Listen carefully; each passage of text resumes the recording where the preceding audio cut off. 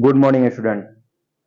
इससे पहले हमने बात की क्लास 10th के फर्स्ट चैप्टर में रासायनिक अभिक्रिया और समीकरण। उसके बाद में बात की थी हमने अभिक्रियाएं कितने प्रकार की होती हैं। उन्हीं के मध्य में आज हम आगे बात करेंगे जो ऊष्मीय वियोजन या ऊष्मीय अपघटन अभिक्रिया जो होती है वो क्या होती है। ऊष्मीय अपघटन, ऊष्मीय अपघटन, ऊष्मीय अपघटन। तो ऊष्मीय अपघटन क्या होता है, यानी ऊष्मीय अपघटन ऐसी अभिक्रियाएं होती हैं जिनमें ऊष्मा के द्वारा अपघटन होता है, यानी कि वो अभिक्रियाएं ऊष्मा के द्वारा टूट जाती हैं। तो इस प्रकार की जो अभिक्रियाएं होती हैं वो हमारी ऊष्मीय अपघटन के अंतर्गत आती हैं। तो ऊष्मीय अपघटन में हमारी अभिक्रियाएं जो होती हैं वो निम्नवत टूट जाती हैं। उसके लिए ऊष्मीय अपघटन के लिए जैसे हम समझ सकते हैं, जैसे हमने ले लिया एक कैल्शियम कार्बोनेट को ले लिया, तो इसमें जब ऊष्मा का प्रवाह होगा, ऊष्मा अपघटन, तो ऊष्मीय अपघटन होगा तो अभिक्रिया हमारी निम्नवत टूट जाएगी। कैसे टूटेगी? कैल्शियम ऑक्साइड में और कार्बन डाइऑक्साइड में। तो ऊष्मीय अभिक्रियाओं की सीधी सी बात होती है कि जे यौगिक जो ऊष्मा के द्वारा दो या दो से अधिक, यानी ऐसे यौगिक जो ऊष्मा के द्वारा दो या दो से अधिक उत्पादों में टूट जाते हैं, उन्हें ऊष्मीय अपघटन अभिक्रिया कहते हैं, ऊष्मीय अपघटन रिएक्शन कहते हैं। तो इस प्रकार की जो अभिक्रियाएं होती हैं, जो ऊष्मा के द्वारा एक अभिकारक होता है वो दो या दो से अधिक उत्पादों में टूटता है, इस प्रकार की जो क्रिया होती है उन्हें ऊष्मीय अपघटन क्रिया कहते हैं। इसके बाद में बात करेंगे ऊष्मा क्षेपी और ऊष्मा शोषी अभिक्रियाओं के बारे में। तो निम्न से जान लेते हैं हम कि ऊष्मा क्षेपी अभिक्रिया क्या होती है। ऊष्मा क्षेपी, ऊष्मा क्षेपी अभिक्रिया। ऊष्मा क्षेपी अभिक्रिया क्या होती है, यानी ऐसी अभिक्रिया होती है ऊष्मा क्षेपी अभिक्रियाएं जिनमें क्या होता है कि अभिक्रिया के साथ साथ क्या होती है, ऊष्मा का उत्सर्जन होता है, ऊष्मा बनती है। यानी वे अभिक्रियाएं जिनमें अभिक्रिया होने के साथ साथ ऊष्मा का निर्माण होता है, ऊष्मा बनती है। तो इस प्रकार की जो अभिक्रियाएं होती हैं वो ऊष्मा क्षेपी अभिक्रिया कहलाती हैं। इसकी रिएक्शन के तौर पर समझ सकते हैं कि ऐसे समझ लो कि जिन अभिक्रियाओं के फलस्वरूप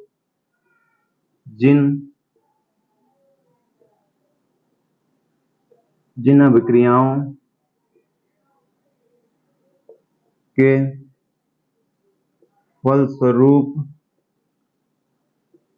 ऊष्मा का निर्माण होता है, यानी वे अभिक्रियाएं जिनमें क्या है कि अभिक्रिया होने के साथ साथ उसमें ऊष्मा का भी निर्माण होता है, ऊष्मा बनती है, तो उन्हें ऊष्मा क्षेपी अभिक्रिया कहते हैं।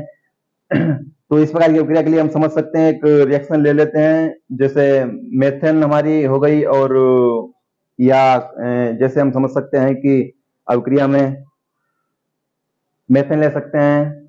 उसके बाद में कोई ऑक्सीजन के साथ में उसका अगर संयोग करते हैं, मेथेन का CH4 प्लस ऑक्सीजन का संयोग करते हैं, तो ये अभिक्रिया जो होती है, तो इसमें क्या होता है, इसमें कार्बन डाइऑक्साइड और जल की मात्रा बनती है, कार्बन डाइऑक्साइड और जल की मात्रा। अभिक्रिया को संतुलित कर लेते हैं, तो CO2 यहाँ 2 है, यहाँ एक ऑक्सीजन है, यहाँ 2 ऑक्सीजन है, यहाँ 3 ऑक्सीजन हो गए, 2 और 1 3 ऑक्सीजन हो गए। इसका मतलब यहाँ पे 2 लगाए तो 2 दूनी 4, और यहाँ पर हम 2 लगा देते हैं, तो 2 दूनी 4 हाइड्रोजन हो गए, 2 दूनी 4 हाइड्रोजन, 4 हाइड्रोजन इधर है, 2 दूनी 4, 2 एकम 2 और 2 और 1 कार्बन। ठीक है, रिएक्शन सॉल्व हो गई।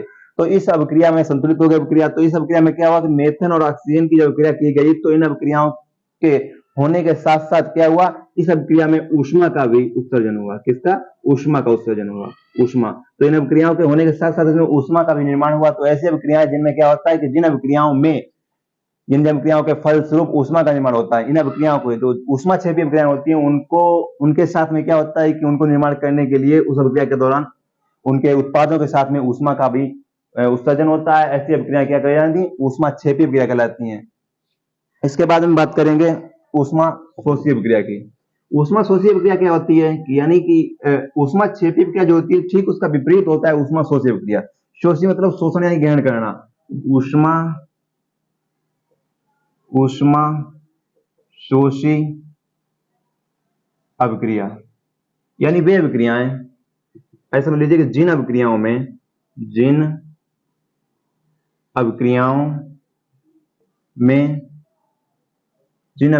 में ऐसे लिखे, जिन अभिक्रियाओं के होने के साथ साथ ऊष्मा का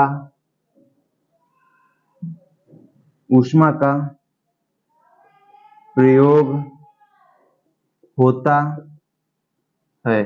कहने का मतलब है कि ऊष्मा शोषी अभिक्रियाएं, जो अभिक्रियाएं होती हैं, ऐसी अभिक्रियाएं जो ऊष्मा को शोषण करती हैं, ग्रहण करती हैं। यानी जिन अभिक्रियाओं को करने के लिए, ऐसी अभिक्रियाओं, ऊष्मा शोषी अभिक्रियाओं को करने के लिए क्या होता है कि उनमें ऊष्मा की अलग से मात्रा की जरूरत पड़ती है। तो इस प्रकार की जो अभिक्रियाएं होती हैं वो ऊष्मा शोषी अभिक्रियाएं होती हैं।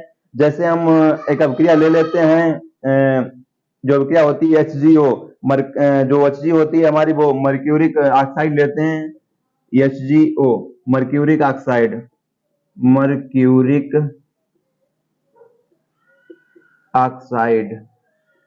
ऑक्साइड लेते हैं। तो इसमें क्या है, इसमें ऊष्मा दी जाती है तब ये अभिक्रिया संभव होती है।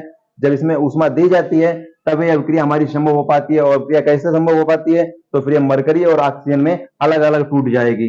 तो ये अभिक्रिया जो मरकरी यानी कि Hg2 और O2, ये अभिक्रिया अलग अलग टूट गई, अभिक्रिया संतुलित हो गई हमारी।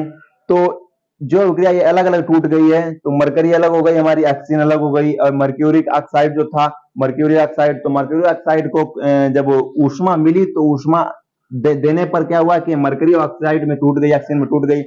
तो इस प्रकार से क्या हुआ कि जिन अभिक्रियाओं में ऊष्मा का प्रयोग करके उनको विघटन किया जाता है, उनको तोड़ा जाता है, यानी उनको रिएक्शन की जाती है, तो ऐसी अभिक्रिया होती है जिनको अभिक्रिया करने के साथ साथ ऊष्मा की आवश्यकता होती है।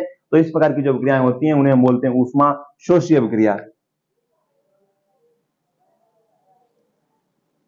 इसके बाद में हम जो ऊष्मा शोषी अभिक्रिया होती है और जो ऊष्मा क्षेपी अभिक्रिया होती है, ऊष्मा क्षेपी अभिक्रिया में ऊष्मा का बनना होता है और ऊष्मा शोषी अभिक्रिया जो होती है ऊष्मा का ग्रहण करना होता है। तो ऊष्मा क्षेपी अभिक्रिया जो होती है हमारी एक श्वसन अभिक्रिया होती है।